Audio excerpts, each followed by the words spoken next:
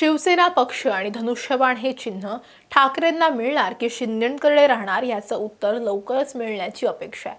कारण सुप्रीम कोर्टात सध्या या प्रकरणाची सुनावणी सुरू आहे आणि याबाबत लवकरच निकाल येण्याची अपेक्षा आहे। 30 जुलैला या संदर्भात सुप्रीम कोर्टात सुनावणी झाली। त्यावेळी उद्धव ठाकरेंच्या शिवसेनेच्या बाजूने कपिल सिब्बल यांनी युक्तिवाद केला होता। दोन्ही पक्षांना सर्व कागदपत्रांचं सोयीस्कर संकलन सादर करण्याचे निर्देश त्यावेळी देण्यात आले होते। त्यानंतर आज म्हणजेच 5 ऑगस्ट रोजी पुन्हा एकदा या प्रकरणाची सुनावणी पार पडली आहे आणि कपिल सिब्बल यांनी त्यांची बाजू पुन्हा एकदा न्यायालयासमोर ठेवली आहे। सरन्यायाधीश सूर्यकांत यांच्या नेतृत्वाखालील खंडपीठापुढे ही सुनावणी पार पडली।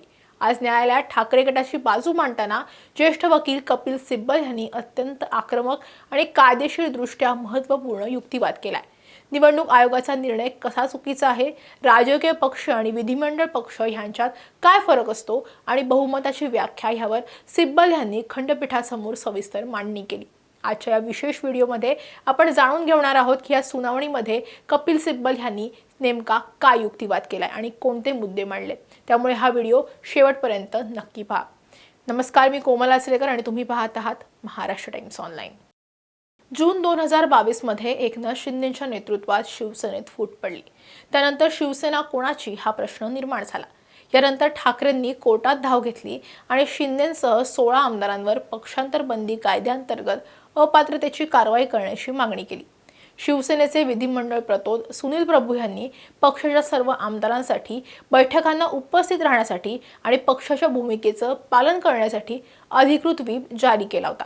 एकनाथ शिंदे यांच्यासह 16 आमदारांनी या आदेशाचं उल्लंघन करून गुवाहाटी गाठलं आणि पक्षाच्या बैठकांना गैरहजर राहून विरोधी भूमिका घेतली। पक्षांतर बंदी कायद्यानुसार 2/3 आमदारांनी दुसऱ्या पक्षात विलीन होणं आवश्यक असतं, परंतु सुरुवातीच्या टप्प्यात शिंदे गटानं दुसऱ्या कोणत्याही पक्षात स्वतःचं विलीनीकरण केलं नाही आणि त्यांनी केवळ स्वतःचा स्वतंत्र गट असल्याचा दावा केला होता। यामुळे ठाकरे गटानं कायदेशीर मार्गाने त्यांच्यावरती अपात्रतेची याचिका दाखल केली होती। तेव्हा आमदार अपात्रतेचा निर्णय हा विधानसभा अध्यक्षांचा असेल असं सुप्रीम कोर्टानं सांगितलं होतं। मात्र जानेवारी 2024 मध्ये विधानसभा अध्यक्ष राहुल नार्वेकर यांनी दोन्ही शिवसेनेच्या आमदारांवरती अपात्रतेची कारवाई केली नव्हती। तर केंद्रीय निवडणूक आयोगानं एकनाथ शिंदे यांच्या नेतृत्वाखालील गटाला खरी शिवसेना म्हणून मान्यता दिली आणि पक्षाचं मूळ चिन्ह धनुष्यबाण त्यांना बहाल केलं। या निर्णयाला उद्धव ठाकरे यांच्या पक्षानं सर्वोच्च न्यायालयामध्ये आव्हान दिले। आता येऊयात आज झालेल्या युक्तिवादाकडे।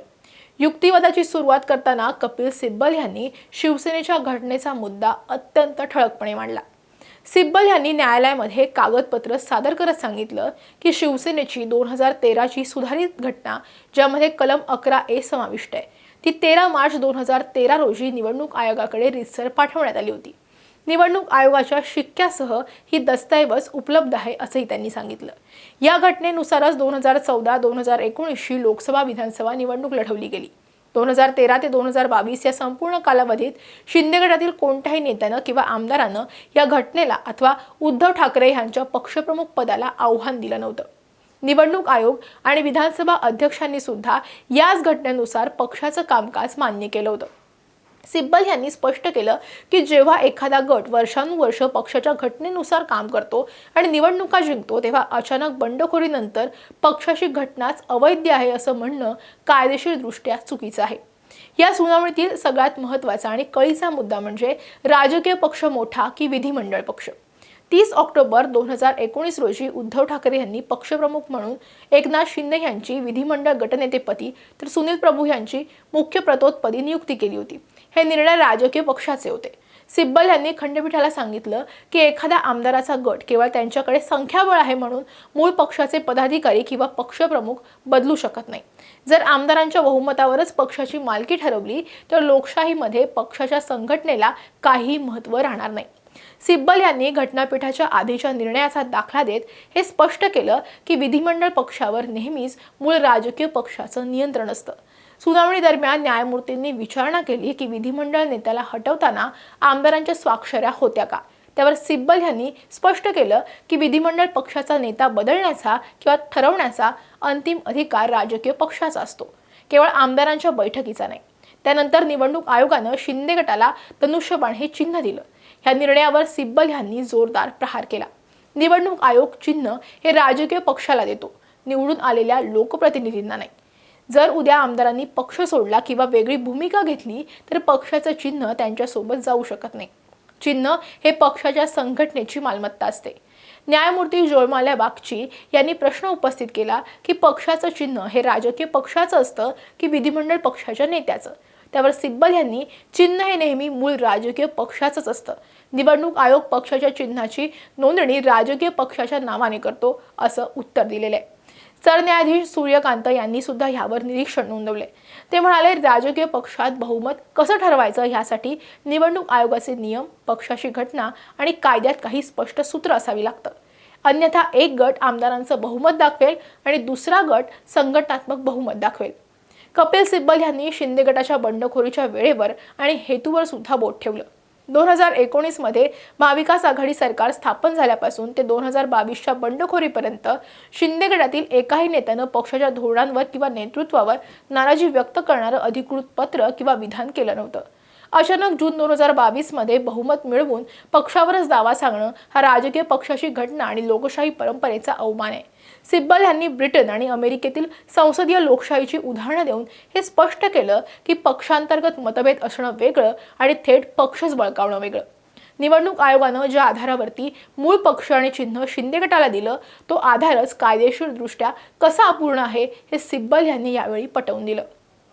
निवडणूक आयोगानं केवळ निवडून आलेल्या प्रतिनिधींच्या म्हणजे आमदार आणि खासदारांच्या संख्येवर आधारित निर्णय दिला. पक्षाचे लाखो कार्यकर्ते, राष्ट्रीय कार्यकारिणी आणि संघटनात्मक प्रतिनिधी यांच्या मताचा कोणताही विचार केला गेला नाही. जर केवळ लोकप्रतिनिधींच्या संख्येवर पक्ष ठरत असेल तर पक्षाची संघटनात्मक रचना ही निरुपयोगी ठरेल. एकूणच कपिल सिब्बल यांच्या आजच्या संपूर्ण युक्तिवादाचा गाभा हा 3 मुद्द्यांवर आधारित होता. पहिला मुद्दा, पक्षाची घटना सर्वोच्च आहे. 2013ची घटना अधिकृत होती आणि त्यानुसारच सर्व अधिकार उद्धव ठाकरे यांच्याकडे होते. दुसरा मुद्दा, संघटना विरुद्ध लोकप्रतिनिधी.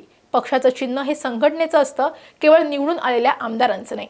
तिसरा मुद्दा, निवडणूक आयोगाची चूक. निवडणूक आयोगानं संघटनात्मक बहुमत नाकारून केवळ लोकप्रतिनिधींच्या बहुमतावर निर्णय देऊन चुकीचा परिपाठ घातलाय.